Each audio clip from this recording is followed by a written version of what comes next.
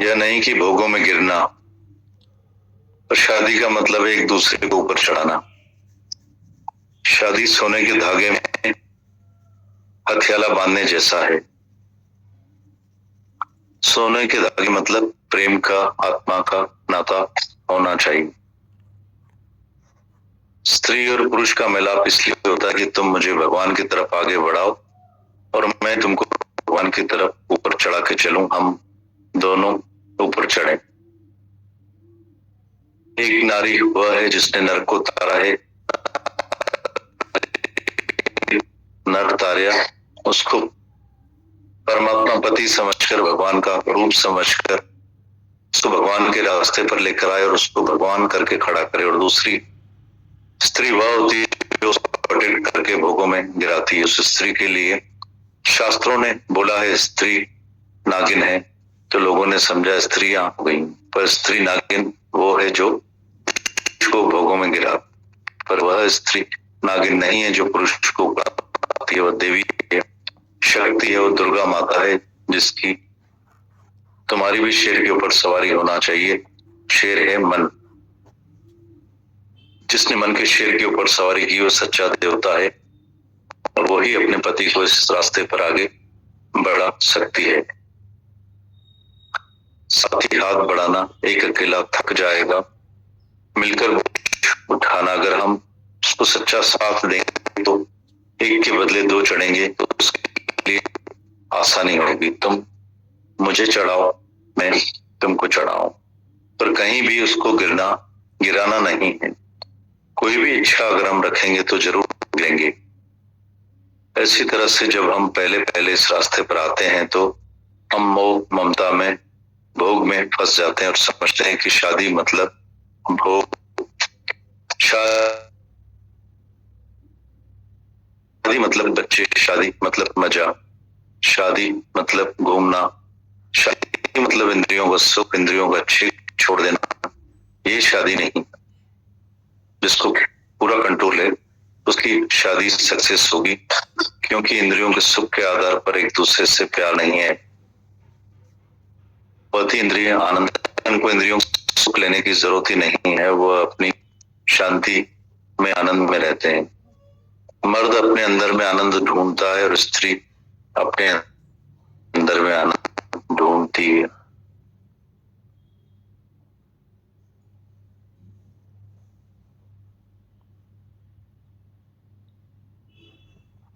जब वादा टूटता है तो दुखी होते हैं। सारी दुनिया में देखा होगा कि क्यों जितनी भी साल उन्होंने शादी की, उन्होंने पति को सच समझा, भोगों को, मजे को, जगत को, बच्चों को सच समझा। बच्चों की इच्छा हुई, भोगों की इच्छा हुई, तो उनकी इंद्रियों को ऐसी आदत पड़ गई कि जिस समय अचानक साथ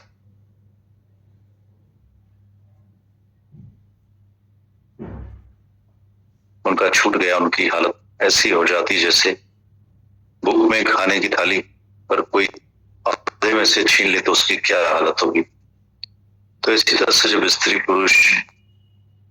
का पुरुष, पुरुष की स्त्री जाती है तो दोनों बहुत दुखी होते हैं, क्योंकि उन्होंने समझा था अब हम सारी उम्र साथ होंगे और बहुत मजे लेंगे। अभी ये किया नहीं, अभी वो नहीं किया, पर जिसका कि हाँ मैंने सब सुख लिए, ठीक है, अब शरीर छोड़कर गया भी है तो क्या।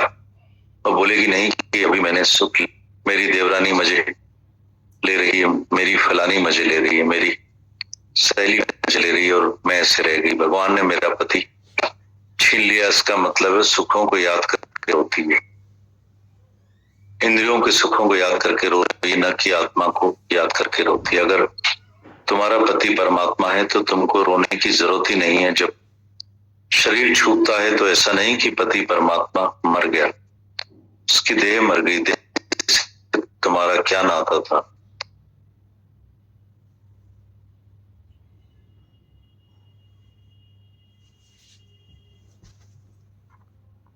दादा बाबा और माँ ने समझाया, बेटा शादी करो, बाल बच्चे पैदा करो, मजा ले जो। किसी को बच्चा नहीं हो तो डॉक्टर के पास ले जाते हैं कि बच्चा क्यों नहीं हुआ है, और अगर नहीं हुआ है तो प्रालबोध से नहीं हुआ है। भगवान ने भी, सूर्य भी 10 बच्चों को जन्म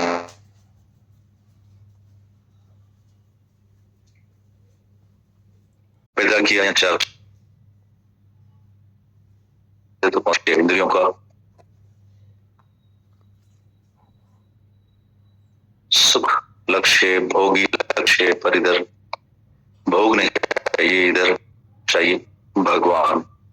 यहाँ भोग मिलेंगे, यहाँ भगवान।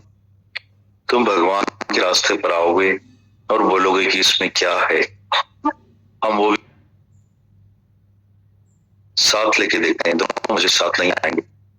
जैसे जहर और अमृत साथ में नहीं, अमृत पिया वो कभी जहर नहीं पिएंगे, और जिनके अंदर में जहर का रस पड़ा है वो अमृत नहीं खा पाएंगे।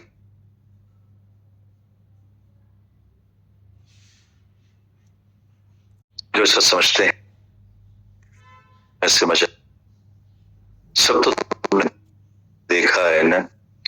तुम सब जो यहाँ बैठे हो, तुमने सबने क्या नहीं देखा है, तो भी तृप्ति है क्या, शांति है क्या? तुम्हारी इंद्रियां शांत में रह सकती हैं, पर तुमको तो अभी भी और इच्छा होती है। इच्छा का छेद इतना बड़ा है जो कभी नाश होने वाला ही नहीं है।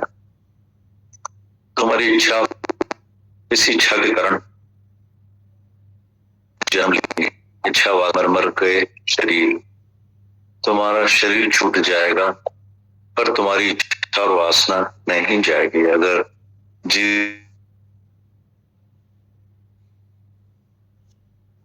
घोड़े सब, इधर भी भोग थे उधर भी भोग थे, सुख थे उधर भी बच्चे थे, नहीं बात कौन सी बनो।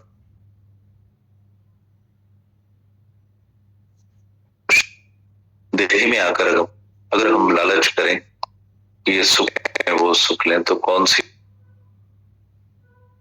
अंदर तक से लेकर हाथी तक सभी को सुख भोग बच्चे सब हैं। मनुष्य देही गधे घोड़े जैसे बिगाड़ने के लिए है क्या? मनुष्य की शादी और कुत्ते कुत्ते की शादी में फर्क नहीं है क्या? मनुष्य शादी करता है सोच समझ कर शादी करे कि मैं जिससे शादी करूं एक को कर रहे हैं, ऐसा नहीं कि बिना समझ के।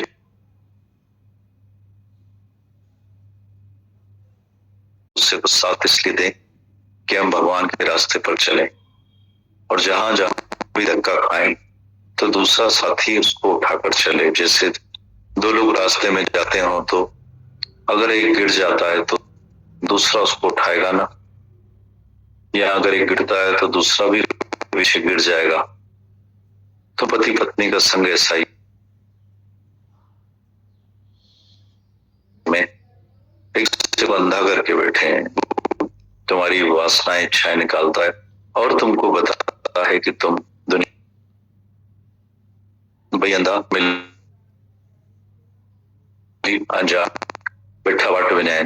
पति भी अंधा तो पत्नी भी अंधी, वो विषय विकार में अंधा, वो भी जेवर कपड़े पहने, खाने पीने में उसका मन पति का माया में, विषय में, भोग में, संग में आओगे तब तुम स्वतंत्र, तब तुम स्वच्छ पवित्र होंगे। तुम सोच पाओगे कि हम पहले कौन से गटर में पड़े थे। जब भोग तुमको गटर लगे, बदबू आए, जब सचमुच अपने हाल पर आए कि कैसे तो अपनी सारी शक्ति बिगाड़ दी। अगर वही शक्ति तुम परमात्मा के पास लगाते, ब्रह्मचर्य की ताकत इकट्ठी करके, उससे तुमको शक्ति आएगी, उससे तुमको आत्मा का ज्ञान आएगा। तुमने वो ताकत इकट्ठी नहीं की और तुमने वो ताकत भगवान की तरफ बिगाड़ दी तो तुमको भगवान नहीं मिलेगा। क्योंकि परमात्मा को पाने के लिए शक्ति चाहिए, दिमाग को शक्ति चाहिए, इंद्रियों को रोकने के लिए शक्ति चाहिए, इस बात को समझने के लिए शक्ति चाहिए। वो सब शक्तियां लेकर हम सब इंद्रियों को वश में करके दिमाग में वो इकट्ठी करेंगे, जिसको मेगा शक्ति बोलते हैं। जो दिमाग में रहती है, वो जो दिमाग में रहती है उस शक्ति से तुम ये ज्ञान प्राप्त कर पाओगे। गीता बताते हैं आगे, एक तरफ तुमको ब्रह्म ज्ञान मिले और दूसरी तरफ शक्तियां चली जाए। जैसे तुम दिन तक तो आत्मा में टिके पड़े हो और रात को सारी शक्ति यूज करके आ जाओगे, सुबह को बोलोगे और जिसने अपनी सारी इकट्ठी करी है उसको सारी खुशियां आएगी कि मैं इंद्रियों को रोक सकता हूँ। और जिसने भी अपने को रोका है उसको बहुत खुशियां आई है, बहुत शक्तियां मिली है और वो भी गिरा हुआ इंसान है। रवाजी तरह से भी तुम दुनिया में अगर कोई भी करोगे, पॉलिटिकल लीडर बन के रहो या कुछ भी बनो, या जिसने भी कोई बड़ी बात करके भी दिखाई है वो पहले ब्रह्मचर्य में रहा। जो भी सब बहादुर हुए हैं जो लड़ाई में जाते हैं वो भी ब्रह्मचर्य में नहीं रहे, पक्का हराएंगे। हम जहां जहां भी जाते हैं हमको हासिल करनी होती है, होते वो क्यों करते हैं? हम 20 शहर में तब हम बीए में डॉक्टरी वकालत जो भी पेपर में ही पास करते हैं। अगर 50 साल 60 साल के किसी शादी किए हुए को बोलो कि डॉक्टरी पढ़ो, उसका मन स्त्री और बच्चों में जाएगा, वो कैसे पढ़ेगा? वो भी जो भी पढ़ाई होगी वो कुंवारेपन में ही होगी।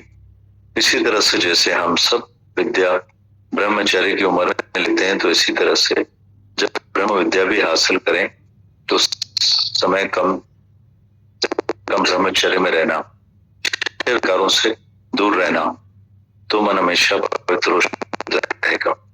बाकी ऐसा शुद्ध सोने जैसा ज्ञान लेकर अगर हम कांच और पत्थरों से टकराएंगे और अमृत पीने के बाद अगर हम जहर पिएंगे तो जहर और अमृत मिलेंगे तो जहर हो जाएगा। जैसे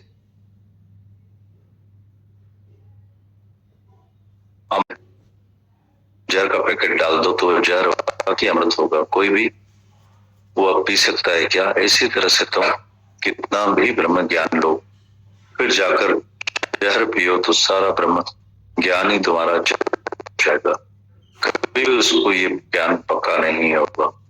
अपनी शक्तियां इकट्ठी करो, बिगाड़ो नहीं। बात करने में बिगाड़ते हो, खाने में बिगाड़ते हो, देखने में बिगाड़ते हो, चिंताओं में बिगाड़ते हो। सब इंद्रियों का ब्रह्मचर्य, हमारी इंद्री बाहर नहीं दौड़े, सभी इंद्रियों को वश में करके मन को वश में रखो।